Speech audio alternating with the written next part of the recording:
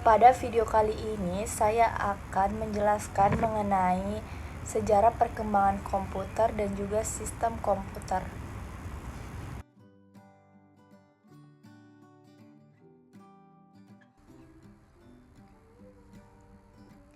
Komputer pada awalnya dibuat sebagai komputer mekanik atau mesin penghitung. Hal tersebut merujuk pada istilah komputasi yang berarti penghitung, sehingga komputer berarti alat yang digunakan untuk berhitung. Tetapi seiring dengan perkembangan zaman, komputer terus berevolusi menjadi mesin serbaguna yang digunakan untuk mempermudah pekerjaan manusia. Pada mulanya, komputer berasal dari bahasa Latin yaitu computer yang berarti menghitung. Komputer ini pertama kali ditemukan oleh Charles Babbage. Charles Babbage menyelesaikan prinsip-prinsip komputer digital seabad penuh sebelum perkembangan besar mesin hitung elektronik terjadi. Mesin yang dirancang diberi nama mesin analitis yang mampu menjalankan apa saja yang bisa digunakan, kalkulator. Namun, sayangnya berhubung pada abad ke-19, teknologi belum terlalu maju, beliau tidak merampungkan konstruksi mesin analisis tersebut. Nah, pada tahun 1937, ilmuwan John V. Atanasov membuat komputer yang rencananya akan dinamakan Atanasov-Berry Computer atau ABC yang akan dijadikan cikal bakal komputer elektronik pertama. Dalam perkembangannya, komputer memiliki 5 generasi yang berbeda. Generasi pertama yaitu tahun 1940 hingga 1955.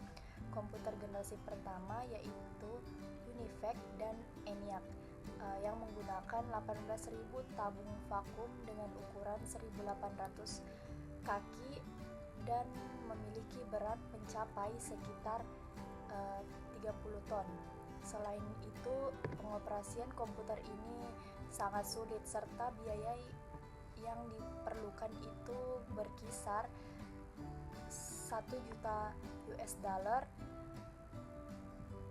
Adapun penggunaan komputer ini harus memakai kartu berlubang atau disebut punched card serta pita kertas untuk melakukan input. Pada generasi kedua dari tahun 1964 hingga 1971, teknologi tabung vakum yang digunakan pada generasi pertama mulai diganti dengan transistor.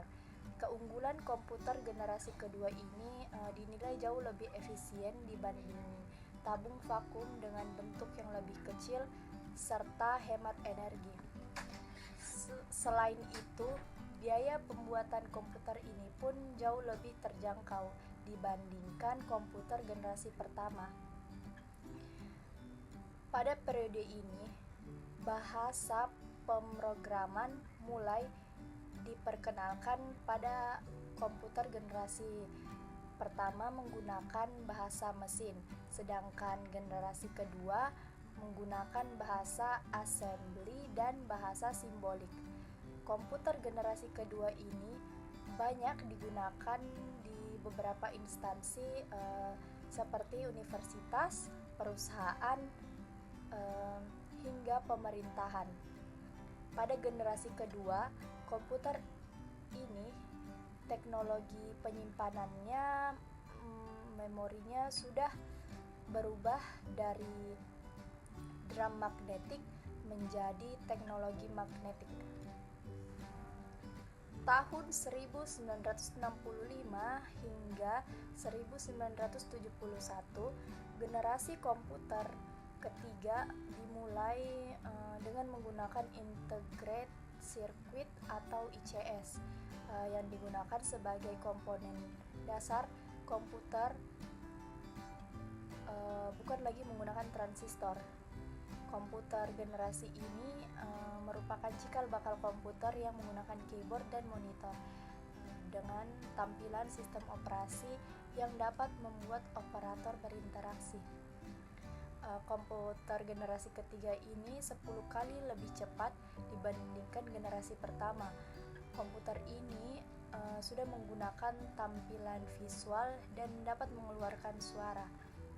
Selain itu juga, komputer generasi ini sudah dapat melakukan multiprocessing dan mampu melakukan komunikasi dengan komputer lain.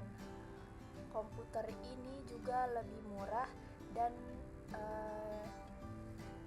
dapat menjangkau masyarakat umum. Dan di tahun ini juga komputer berkembang sangat pesat. Tahun 1971 hingga sekarang merupakan komputer generasi keempat yang menggunakan mikroprosesor sebagai komponen dasar komputer. Chip mikroprosesor ini memiliki ribuan transistor dan beberapa macam elemen sirkuit yang saling terhubung menjadi satu. Pada periode inilah Intel menjadi perusahaan yang paling berpengaruh. Pada tahun 1971, IBM menciptakan komputer yang didesain khusus untuk kalangan rumahan. Pada tahun 1985, perusahaan Apple mengeluarkan sistem operasi komputer yang bernama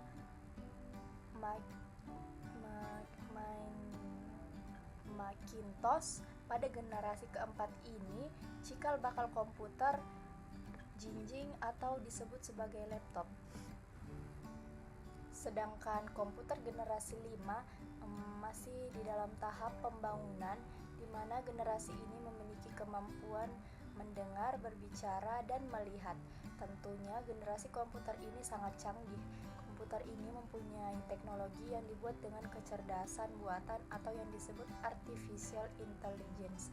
Saking canggihnya komputer ini, para ilmuwan mencoba membuat komputer yang dapat memiliki pikiran seperti manusia.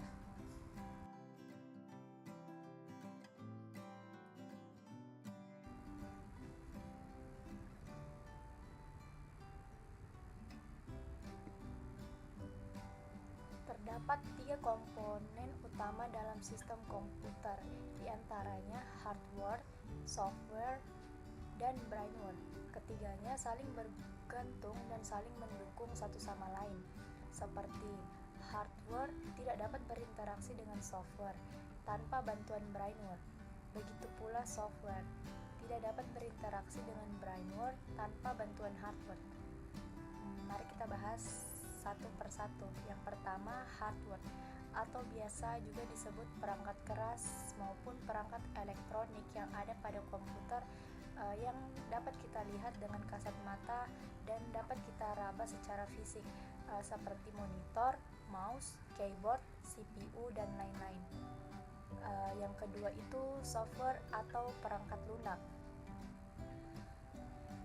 merupakan program yang berisi perintah atau instruksi yang dapat dipahami oleh komputer. Yang pasti perangkat lunak ini tidak memiliki wujud fisik seperti perangkat keras. Dalam penggunaannya, software tergolong berdasarkan kategori pemanfaatannya. Yang pertama adalah sistem operasi, yaitu sebuah program yang berfungsi untuk mengendalikan sistem kerja dasar sehingga dapat mengatur kerja media input-output, media pemrosesan, dan lain sebagainya. Kemudian program aplikasi perangkat lunak,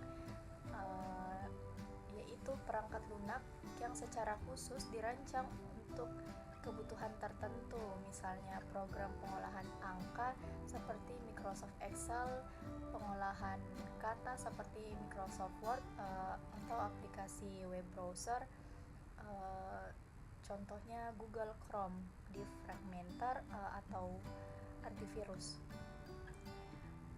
Kemudian komponen terakhir yang menyusun sebuah sistem komputer adalah brainware atau dapat kita sebut dengan perangkat otak, yaitu manusia atau pengguna komputer itu sendiri. Brainware juga dapat disebut sebagai pengguna. Jadi ketika kita menggunakan komputer, maka sebenarnya kita adalah pengguna dari komputer itu sendiri dan juga bagian dari sistem komputer. Oleh karena itu, secara sederhana kita dapat menyebut brainware sebagai pengguna komputer. Keberadaan brainware menjadi sangat penting karena tentu saja komputer tidak akan berjalan sendiri tanpa dioperasikan oleh pengguna.